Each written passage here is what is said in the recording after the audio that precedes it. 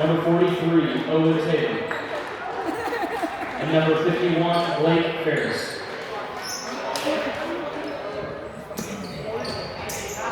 And now for your Madison Mohawks. Number 14, Isaac Biggs. Number 20, Zach Lumping. Number 22, Gavin Johnson. Number 35, Dave Reynolds. And number 50, Noel Watson.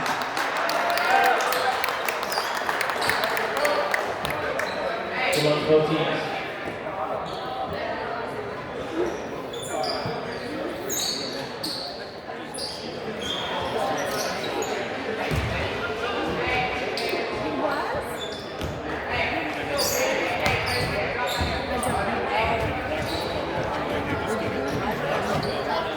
Hey, does Isaac play baseball too? Okay, so we'll probably see it. All right. Maybe. Yeah. Depends on if he's. Well, Tate, if he don't get his fingers fixed, he broke 3 of them on the backboard at Valley View. So he taking a couple weeks off. That's what the doctor said.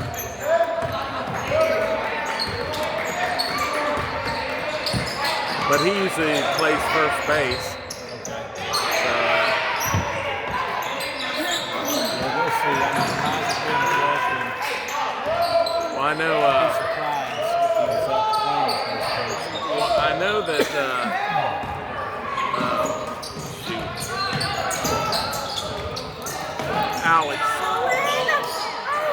Alex Webb was the best team he can have too. So it's and So he'll fight for Isaac. yeah. And you know, Isaac, he's pretty good at baseball.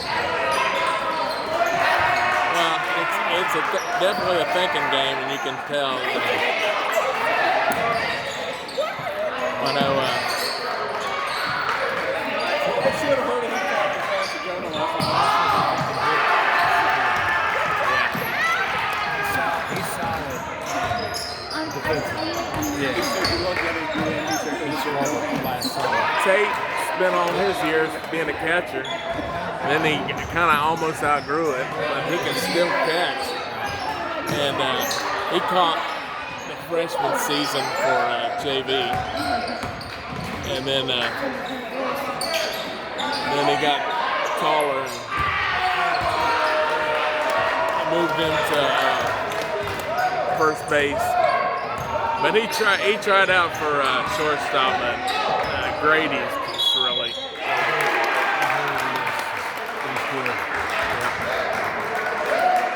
And then Rocky, third base, and they were doing that as freshmen last year, so they're going to be pretty seasoned there. Murphy was our second base, so that was open, but then another good player. All I know is it's Branson's stepbrother. I can't remember what his name is, but he's kind of got long hair. But he might be at second. I don't know. Things change. New people show up. We had new people show up last year too, so we didn't know anything about it.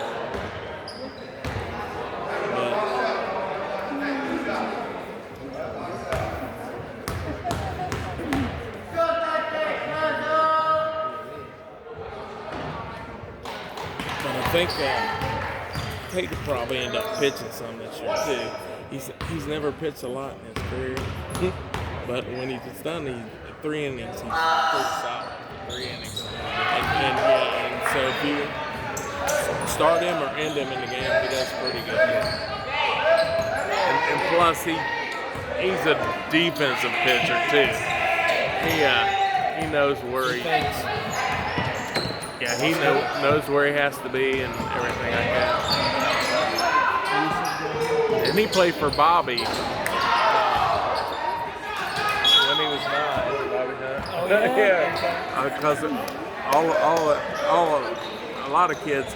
What's funny is he coached the Swarm team along with this. I think it's Eddie Thompson's dad.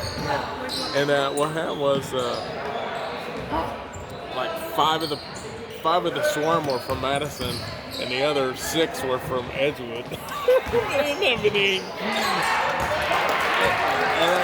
Bobby was a coach. Yeah, and you know, along with his boy's a good athlete all around. But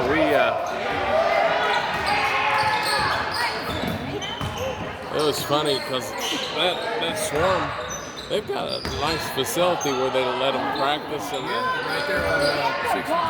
yeah. And the only problem was that guy pretty much donated it to them for Monroe players. But anyway. Greg Anderson kind of set that up. And I know at one time B-Craft and Dave Cable had their kids in it or coached in it or something at one time in the past. And then I seen Dave later.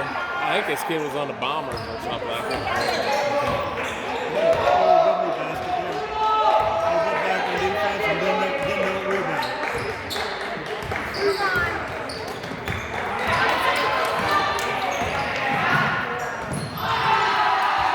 Well, one thing they'll do is wherever they start, if they may play 1 or 2 JV games and just come on up, because I know that's what happened to Rocky. And then what's funny is first year Tate was up with him for a while.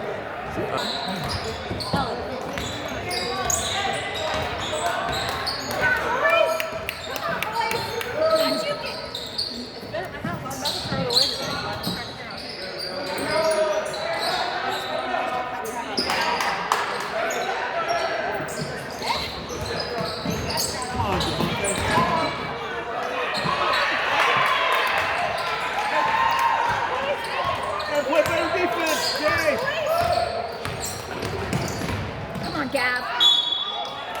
Ooh, yes!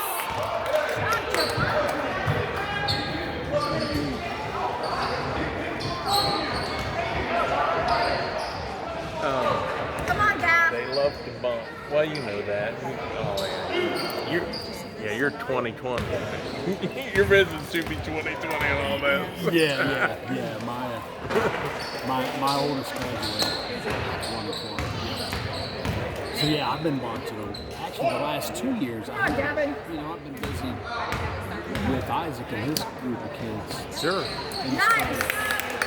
So I haven't really watched any baseball. Well, I never coached Tate. Never been a coach for his team except for I'd help out, but he's pretty much figured a lot of stuff out, and he's been in select. He didn't play last year, but Nice job. Keep working, boys. but he can play any position. Come on, Bob. He does know how every position to play. And like I said, I always say is my kid's gonna be a good coach someday. He's got the IQ coach. Yeah, and plus, last year what he did was he went to church camp and it stayed there at least a month in different weeks and stuff.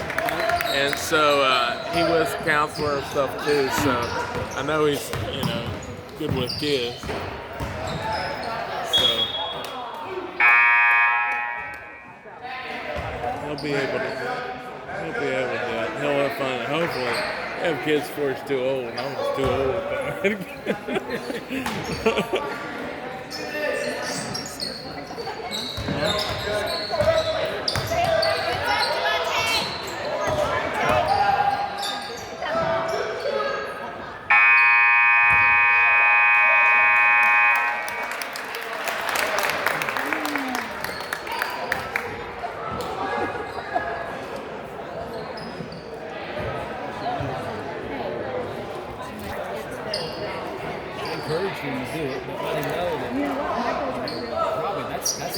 this year.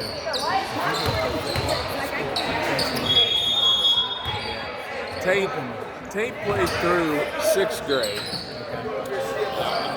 3rd through 6th or whatever, and I may have influenced him not to play because, but he was getting tired of some of the stuff that was going on. Like, you keep doing this, and you're gonna get it. And the one time I threw him the ball, he scored. But anyway, he was my boss at the time. Rico. His son played for like Miamisburg or something, and then he went on to play for Ohio University. Okay. And when he was, and he had got so many concussions while he was in high school, and then maybe during his freshman year, he was out fishing with his grandpa and had a seizure and fell on the boat. And I guess they made a movie in the NFL about concussions and stuff. And the doctors that made that movie, they got his brain, from a loss. And Trent played through the end of the 7th grade, and Trent is like, I'm out here getting straight A's at school. I don't need to bang. But he was a little more built for it. But Tate was.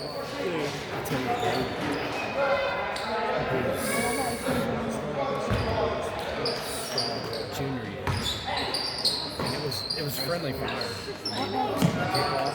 Yeah. Oh wow, yeah. Also, his helmet was on the back of the gate. Come on, there it is. Yes.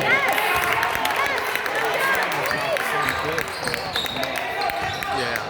Well, from what I understand, that like the connections you have up there don't get repaired that easy. They don't. And the structure that holds it in place, it never is good. Exactly. And Nope. I do watch boxing, and I know once a guy's been knocked out, he has a brain memory of that knockout, and it keeps coming. It'll keep coming back quicker, So if you, yeah, it does. Well, Trent is. And I'm sure he was playing as hard as I watched him play on the field. Oh yeah, and he wants to go back and play next year, but he thought about playing football too, and I'm like, it's up to you, man. I'm not gonna say later that I held you back or something. But I mean, I would love to watch him play football. yeah, I would enjoy Come on, it. Javante. yeah. Well, If he's staying concussion free. Right.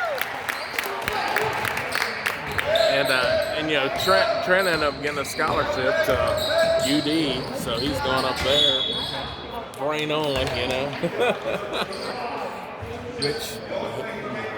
And he's dating that Morgan Robinson. They've been together 3 years now. And she actually had concussions from soccer here, and she went and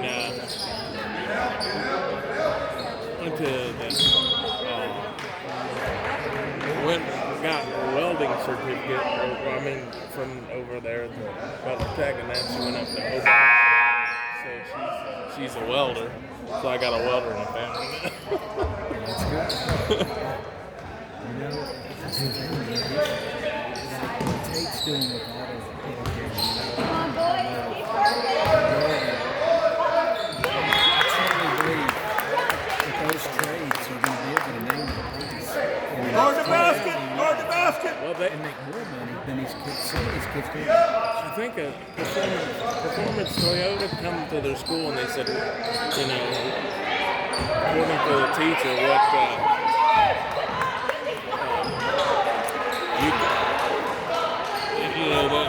they would get them apprenticeship right away, you know, and because they want to get them as soon as they can. And but Tate's like, you know, he's not give up on college yet, but he wants to be an engineer. Yeah, man. I mean, you can work your way through college easy, you know. And his girlfriend right now, she's already graduated. She goes to Miami, but she's going to be a teacher. So, you know, she went here too. She was the same age as Trent, and real good friends with Tessa. So it's kind of weird when they started seeing each other. But I'm 3 years older than Liz, and I guess what's good for the goose is good for the gander. Right. But she's a good girl.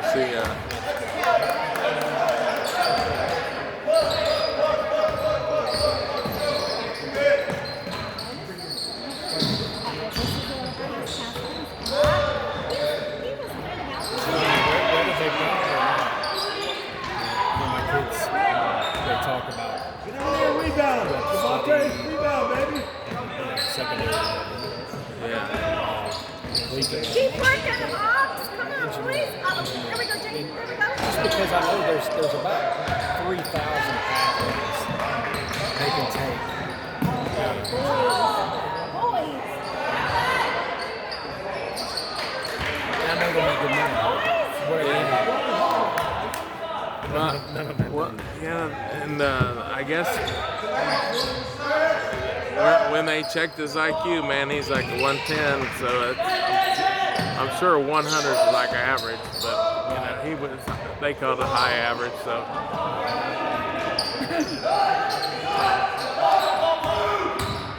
Come on, Javante. Oh, dang it. Come on, yeah, there it is. Nice job.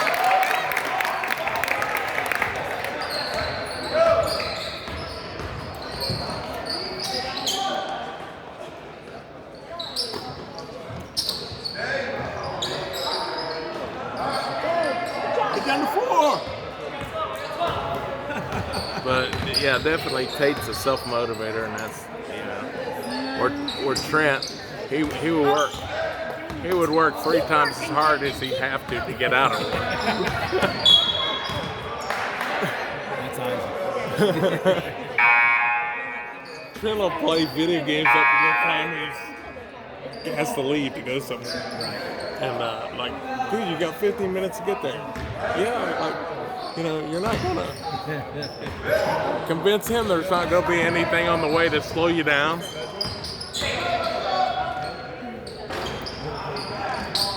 So he'll wait till the last minute and then get on the road. So dude, leave early and relax and have a nice drive. Drive slow. Don't be mad at everybody. Right. They ain't your way. They could be on the way to the hospital or something. It could be somebody's grandma or something. 15 We're seconds. just having a bad day. Need a little grace. Watch your clock. 9. Or their prescription on their glasses have run out.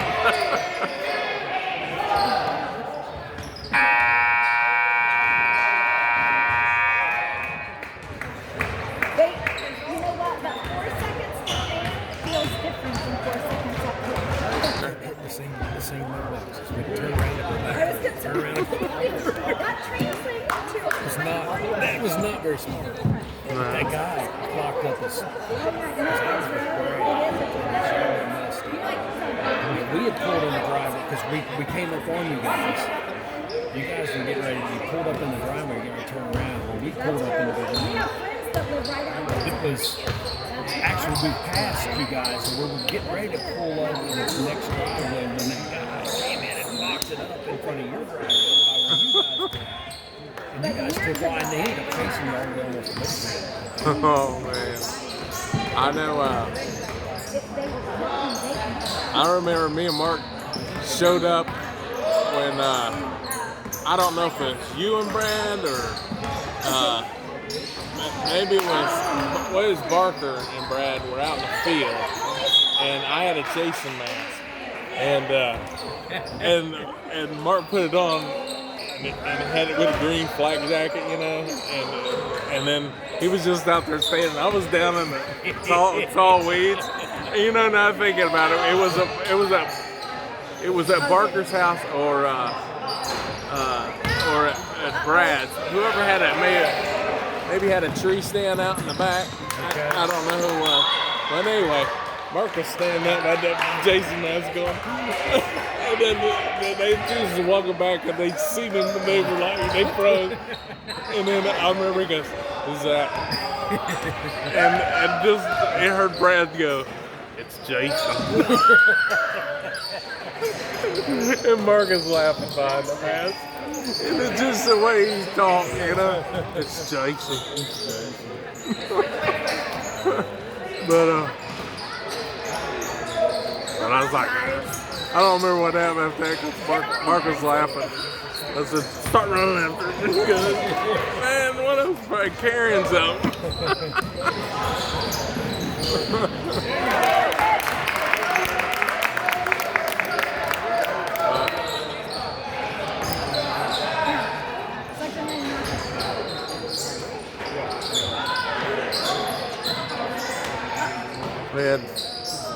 I told my kids that are in college now. I don't tell the younger.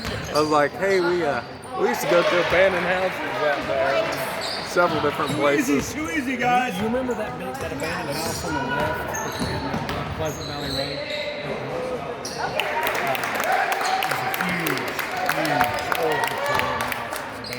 I think. Is that the one where I said there was a casket in it? Somebody went in there and a casket? Yeah. And I think we went through there a couple times. We did.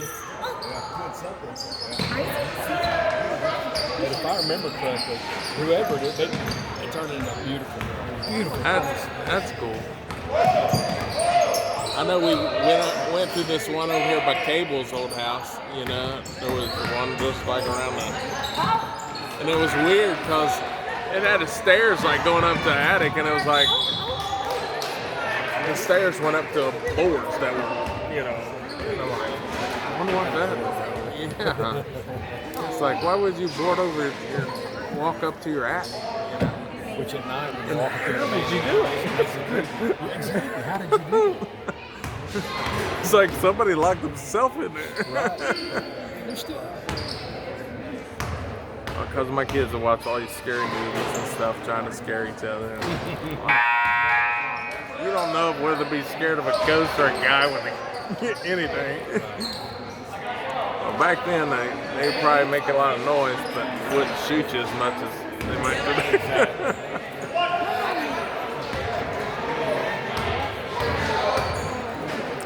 I remember the big night. We took all the pumpkins. Yeah, Reggie got in trouble, I think. Yeah.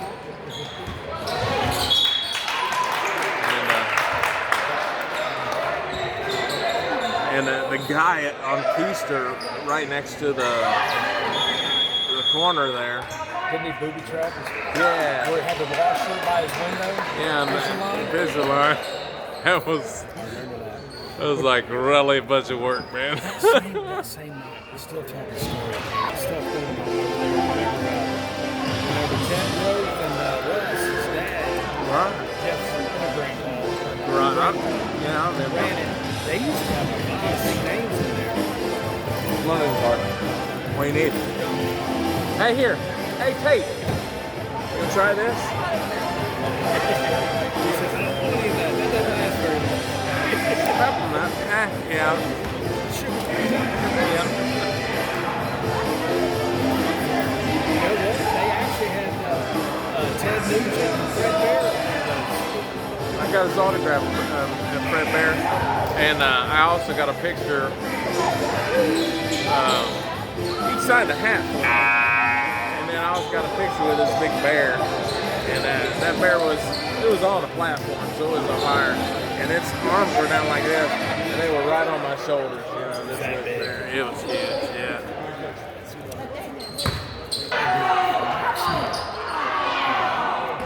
Well, I know Dad would go around. He'd meet people, and he got this guy that would let him hunt for his farm tags. He gets so many tags for farm, and the guy let Dad do that for years, and then the guy got remarried. She wanted to watch the deer. Oh yeah. And so anyway, and then I remember me and Mark was out playing tennis one time at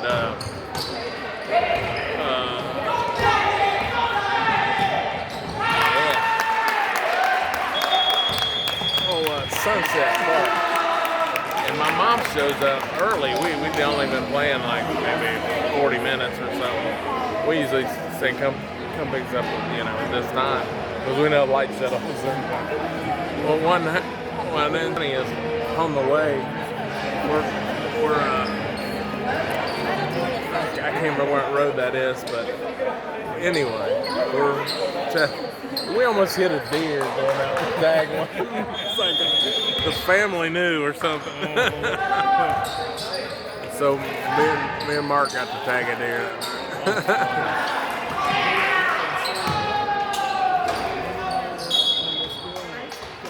It was funny, Dad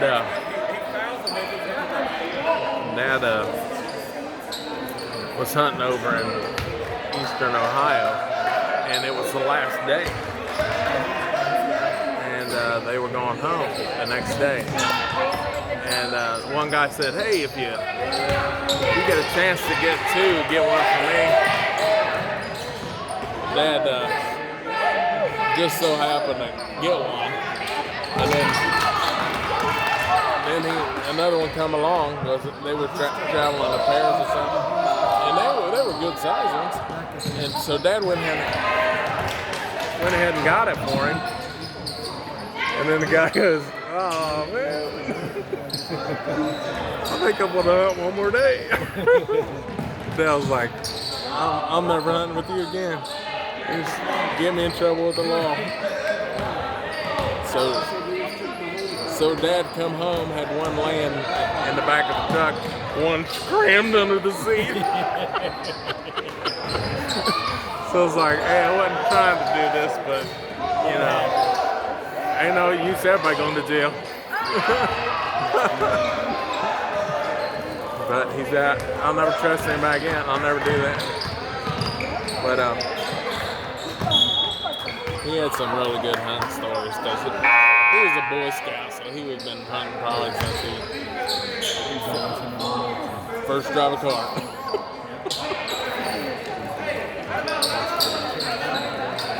One time he got out of he shot one, got out of the tree, and went down to where it was, and seen it was down, and then another one come walking along, and Dad was like, "Oh." And it's like, so his buddy he knew his buddy's tree stand was that way, and so he hid behind the tree, and that deer went up the tree, and he jumped out to it. And that deer ran right out to where his buddy was, and I don't know if he shot it or he thought something was wrong with Dad. So he started to get down, thought he may have fell on a tree stand or something, and then he missed a shot or something because he said. Next time, you said that deer's eyes was like, what the?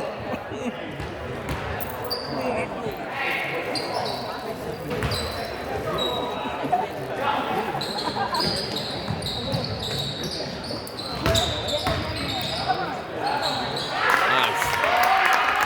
I know, Dad, we had deer stories that didn't have anything to do with the woods or anything. We had, someone was looking for something in the basement, unplugged the freezer, had a whole bunch of deer meat in it, and so, but luckily we found it before the ice had all melted, so it's just basically still falling out, and so We had to stay up all night one night making deer salami. Because it was going to go bad if Yeah. you didn't. And so we got all that and we mixed it up. Oh man, it was a great Christmas for presents. And I remember one time my car broke down at work. One guy from the office come over, or from our shop, come over and picked me up and took me home. And I said, wait here for a minute. And I went, I knew he was a good old boy. And I went inside and grabbed one of them deer salamis and gave it to him. He went back to Frickers with the other guys I work with. And they say, and then they started calling me up in the day, hey, you never ride him?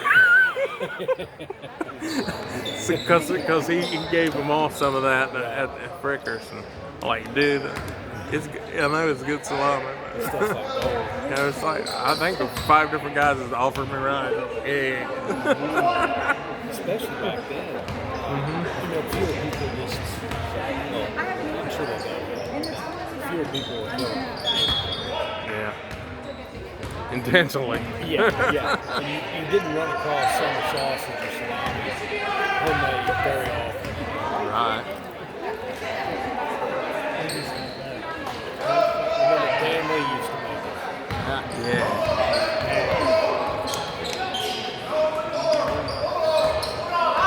I know it took a while to do. You had to, I don't know what I did.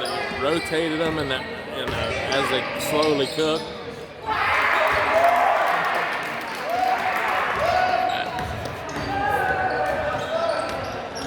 And then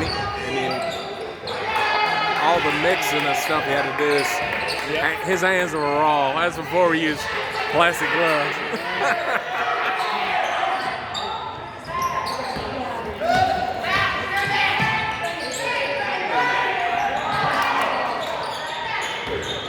Well, we got some good commentating on this video. I said we got some good commentating on this video. Is it picking it up? Oh yeah. Well, I got rid of that one mic that I had on top because it wasn't stereo. Well, there is a mic here and a mic over here, and it records. So if you're like watching and someone dribbles across you, you can follow them with your eyes closed. Yeah, that's cool. Especially if you had surround sound.